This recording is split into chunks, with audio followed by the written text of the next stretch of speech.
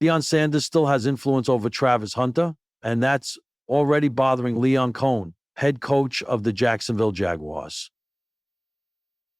The second most talked about case in the draft was likely Deion Sanders' close friend at the University of Colorado, Travis Hunter, who was picked by the Jacksonville Jaguars with the second overall pick. That pick originally belonged to the Browns, but they traded it away in exchange for several draft picks, including Jacksonville's 2026 first-rounder, in order to secure the services of the Heisman Trophy winner. Travis Hunter's numbers were impressive: 1,258 receiving yards and 15 touchdowns on offense and 4 interceptions on defense as a cornerback, while allowing just 1 touchdown. Hunter had tremendous development as a player in the NCAA, and he owes a lot to the trust placed in him by Deion Sanders, head coach of the team. Travis Hunter is facing a learning curve. The standout player, Travis Hunter, became a star in college football. But the NFL is an entirely different level, and things won't be easy, especially with a team like the Jacksonville Jaguars, who have struggled in recent years. However, they do have a very talented quarterback in Trevor Lawrence, who could soon form a dangerous duo with Hunter. She said Jaguars head coach Liam Coen noted that Hunter is facing something he's never experienced before, referring to the difficulty of transitioning from NCAA football to the NFL. He's learning a complex offensive system with a lot of moving parts. He's learning an entirely new defense. And he's playing in the National Football League for the first time in his life. Coen said on the Jaguars Happy Hour show. The head coach also revealed that Hunter is putting in a lot of effort and highlighted one thing in particular: his competitive mindset. He's learning to do something not many people have ever done, he said. He loves to compete. His endurance is practically infinite, but this is new. So while Travis Hunter still needs development, his potential is undeniable. And without a doubt, he's poised to become one of the NFL's great stars. More importantly, he's expected to become the key piece that changes the face of the Jacksonville Jaguars. Especially considering the major investment the team made to get him, they won't have a first-round pick next year. In the buzzing heart of Jacksonville, Florida, the air was thick with summer heat and cautious optimism. The Jaguars had just wrapped up another intense day of training camp, sweat pouring from helmets and expectations riding high. But beneath the surface of early season preparation, a quiet tension was beginning to stir, one that had nothing to do with X's and O's. It was Travis Hunter's third week as a Jaguar, and already head coach Liam Coen was losing sleep. On paper, the team had hit the jackpot. Hunter, the once-in-a-generation two-way phenom, had finally entered the NFL after a dazzling college career under Deion "Primetime" Sanders at Colorado. The Jaguars made bold moves to land him in the draft, passing on more conventional needs in favor of transcendent talent. Offense or defense, corner or wideout, Hunter could change games. But what they hadn't drafted, and perhaps couldn't prepare for, was the lingering shadow of Sanders. Deion wasn't just Hunter's former coach.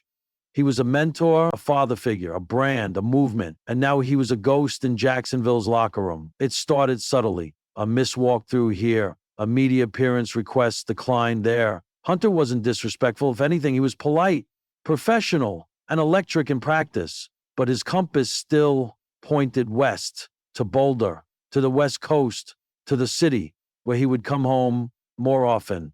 And then, I think in 2000, with gold chains and sermons on belief, his phone lit up frequently with messages from Deion, a voice memo on mindset, a clip from a training drill, a Bible verse followed by "You're him, stay true."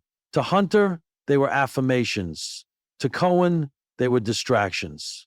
"We need him here," Coen murmured one night in his office, watching film of Hunter's college highlights for the 5th time that week. All of him. Coen, who had built his reputation on discipline, collaboration, and play-action artistry, found himself coaching in the long shadow of Prime. Every time Hunter hesitated to line up in the slot, instead of playing press coverage, Coen wondered if he was hearing Deion's voice in his head.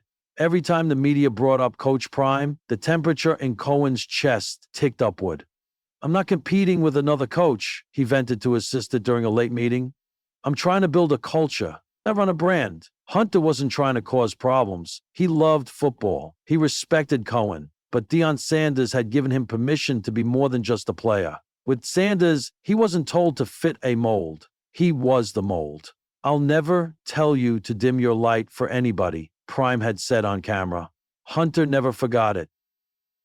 Jacksonville, with its gritty work ethic and underdog pride, he was trying to turn him into a soldier in formation. But Hunter had been raised to be a star. Coen knew he had to act, not by confrontation, that wasn't his style, but by creating his own gravitational pull strong enough to match Deion's. He called Hunter in for a one-on-one. "Travis," he began carefully, "you know how much I believe in you. You can be the face of this team. But faces lead.